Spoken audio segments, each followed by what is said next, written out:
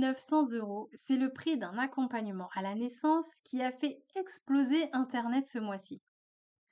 Pour beaucoup, c'est un scandale, c'est honteux, c'est du vol. Mais si on arrêtait de regarder le prix 2 minutes pour regarder réellement ce qui se cache en profondeur. Parce que, au-delà de la polémique, cet article révèle trois vérités taboues qu'on ne veut absolument pas voir en France. La première, c'est l'épuisement d'un système que l'on croit gratuit, mais qui nous coûte notre santé mentale. La deuxième, c'est notre rapport malade à l'argent, surtout quand il s'agit de prendre soin de nous. Et la troisième, c'est la guerre qu'on tente de perpétuer entre les professionnels de la naissance. Pourquoi accepte-t-on de voir en vitrine des robes Dior à plus de 6 000 euros? Pourquoi accepte-t-on de dépenser des fortunes pour le jour du mariage, qui parfois finit par un divorce, mais qu'on s'offusque lorsqu'une femme investit pour ne plus subir son accouchement? Aujourd'hui, on va parler de valeur, de complémentarité et surtout de la nécessité de créer des ponts plutôt que de se tirer dessus. Diviser pour mieux régner. As-tu déjà remarqué comme en France, on adore mettre les gens dans des petites boîtes et surtout s'assurer que ces petites boîtes ne vont pas fraterniser, mais lutter les unes contre les autres et chercher à se détruire? Eh bien, dans le monde de la périnatalité, on n'échappe pas à la règle. On assiste aujourd'hui à une guerre ouverte entre deux mondes qui pourtant mériteraient simplement de travailler main dans la main.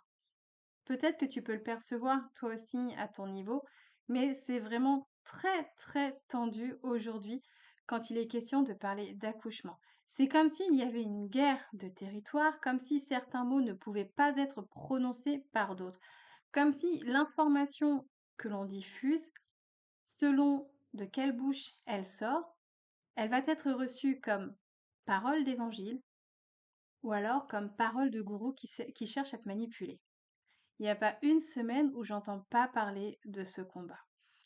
Et forcément, ce climat de tension, qui est déjà palpable en dehors de la périnatalité, on va pas se le cacher, on vit en ce moment quand même une période qui est assez, comment on va dire, qui nous met à cran quand même. On a beaucoup de difficultés dans plein de domaines.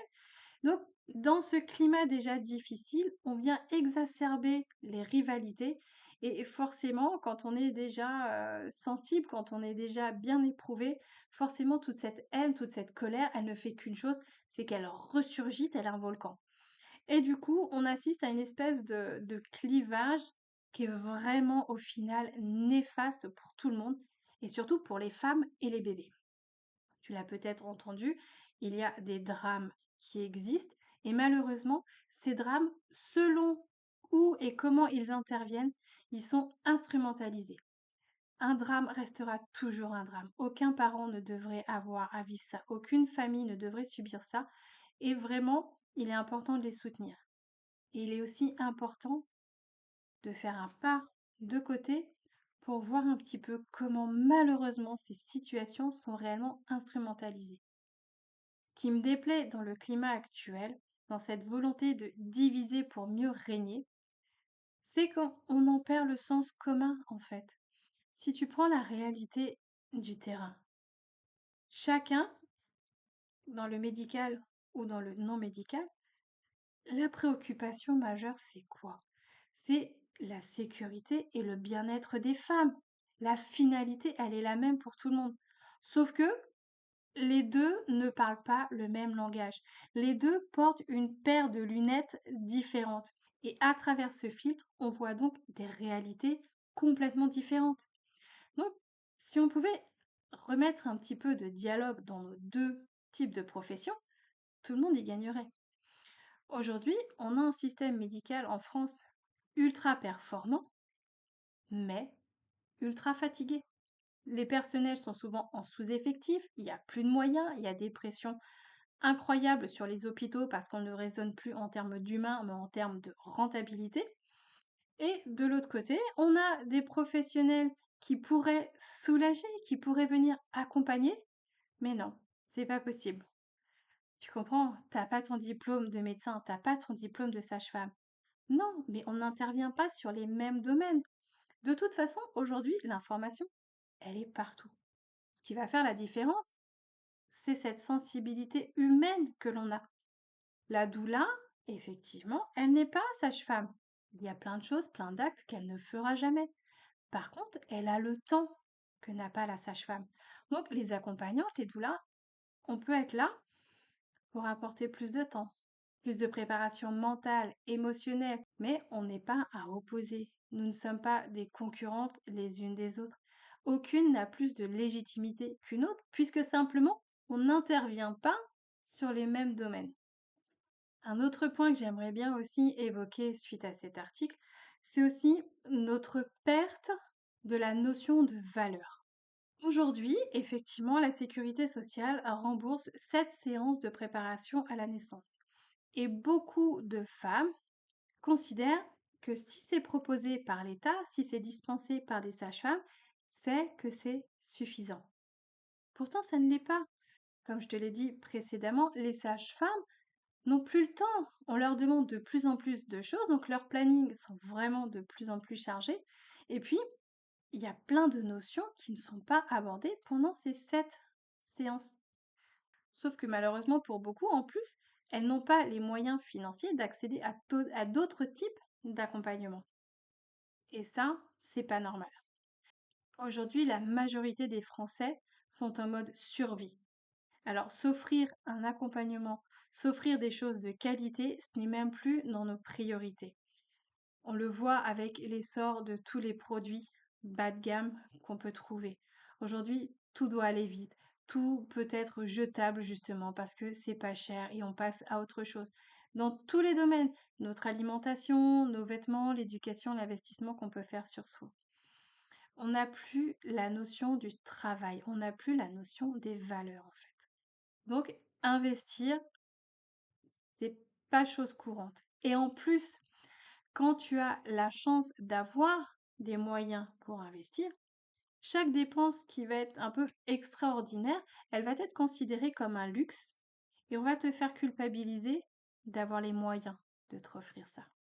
Donc je ne critique pas le système de la sécurité sociale, je dis simplement que l'on devrait, au lieu de toujours tout niveler par le bas, s'assurer que pendant ces séances gratuites, tout soit couvert, que tout puisse retrouver la qualité minimum nécessaire. Ce qui devrait être la norme à mon sens, c'est que chaque femme puisse trouver l'accompagnement qui lui convient au prix accessible pour elle et avec les professionnels qu'elle choisit, sans avoir à choisir comme si on était en guerre, comme s'il fallait prendre parti pour un clan et non pour l'autre.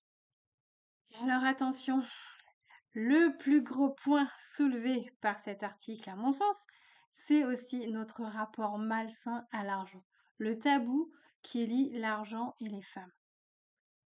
Aujourd'hui, dans l'inconscient collectif, la femme, elle reste celle qui donne, celle qui prend soin, celle qui s'efface, celle qui se sacrifie. Bien rarement, elle est celle qui reçoit. Et encore moins souvent, elle est celle qui ose demander. La femme, par essence, elle doit offrir. Et alors, quand en plus il est question de naissance, ça devrait être une vocation, un don que l'on fait bénévolement. Pourquoi? Pourquoi est-ce que les accompagnantes aujourd'hui, on est obligé de justifier chacun de nos prix? Pourquoi est-ce qu'une accompagnante à la naissance qui gagne bien sa vie, elle est pointée du doigt? Si je reprends l'exemple des robes que j'ai mentionné tout à l'heure, personne ne s'offusque de voir Christian Dior proposer en vitrine des robes au-delà de 6 000 euros. Personne ne va aller lui cracher dessus, le critiquer, aller faire des articles pour aller éplucher, enquêter sur combien il gagne et est-ce décent ou pas. Non. Si tu as les moyens de t'offrir cette robe, si cette dépense est dans tes valeurs, eh bien, grand bien te fasse, tu t'achètes cette robe et tu es contente de la porter. Si par contre, une robe Christian Dior n'est soit pas dans tes valeurs, soit pas dans tes moyens, tout simplement, tu ne t'arrêtes même pas devant la boutique et tu passes ton chemin, tu vas dans les grandes enseignes ou même tu t'orientes vers du seconde main. Et l'affaire est close, il n'y a pas de problème. Maintenant, une femme ambitieuse, une femme qui travaille, qui ose afficher un prix, elle n'est pas légitime. Elle profite de la faiblesse des femmes enceintes. C'est quand même 2 poids 2 mesures. Alors oui, là, on parle d'une personne, de 6 900 € pour un accompagnement. Bien évidemment, il y a d'autres tarifs. Et le problème est là aussi, c'est qu'en plus, sur un exemple, on essaie de jeter l'opprobre sur toute une profession d'accompagnante. On essaie de décrédibiliser tout le monde. Revenons-en donc à la relation à l'argent et les femmes qui ont de l'argent. Les femmes ont longtemps été tenues écartées de la gestion du budget. Aujourd'hui, voilà la première, j'ai délégué à mon conjoint. Pourtant, on a le droit, depuis quelques années quand même maintenant, d'avoir notre propre compte en banque. On peut gagner un salaire sans avoir à demander l'avis de notre conjoint. Mais aujourd'hui, une femme qui gagne de l'argent, elle est stigmatisée. Elle est vénale, elle a les dents qui rayent le parquet, elle profite de la faiblesse des autres. C'est fou quand même. Il serait peut-être temps que l'on change un petit peu notre relation à l'argent et qu'on accepte un petit peu plus la puissance des femmes. Mais ça ne plaît pas. Une femme qui acquiert plus d'autonomie, ça dérange. Une femme qui ose s'imposer, ça dérange. Parce que dans l'inconscient collectif, la femme, c'est cet être docile, doux, gentil, qui s'efface, qui reste dans son coin sans faire de bruit. Alors voilà, je pose ça comme ça. Parce que cet article, aussi problématique soit-il dans sa démarche, a le mérite de faire ressurgir des conversations qu'on n'a pas le temps d'ouvrir. Alors maintenant, je te la laisse ouverte justement, cette conversation. Est-ce que toi aussi, tu t'es senti un moment jugé parce que tu voulais investir? Est-ce qu'on t'a dit que tu allais te faire arnaquer? Est-ce que si tu es de l'autre côté de la barrière, est-ce que en tant que femme, on t'a fait comprendre qu'une femme qui gagne de l'argent, c'est mal vu? J'aimerais bien qu'on puisse échanger poliment et respectueusement parce que tu l'auras compris, cet article de 6 900 € va bien au-delà d'une simple question de prix. Tu le sais, ou pas d'ailleurs, pour moi, la naissance, c'est vraiment le point essentiel pour une femme. C'est ce point vraiment, cette expérience, ce moment transformateur au plus haut point. Et c'est de là que peut naître la société de demain. Puisque ces bébés qui vont naître, avec l'impact de leur naissance, avec la façon dont ils sont accueillis, ils vont grandir d'une certaine manière. Et s'ils sont accueillis respectueusement, ils deviendront, à mon sens, des adultes respectueux, bien dans leur peau, bien dans leur basket, altruistes et avec une volonté de créer de belles choses. Je t'embrasse bien fort, je te dis à bientôt et je serais curieuse de savoir si tu vas regarder la vidéo proposée, mais si avant tu auras pensé à t'abonner. À bientôt!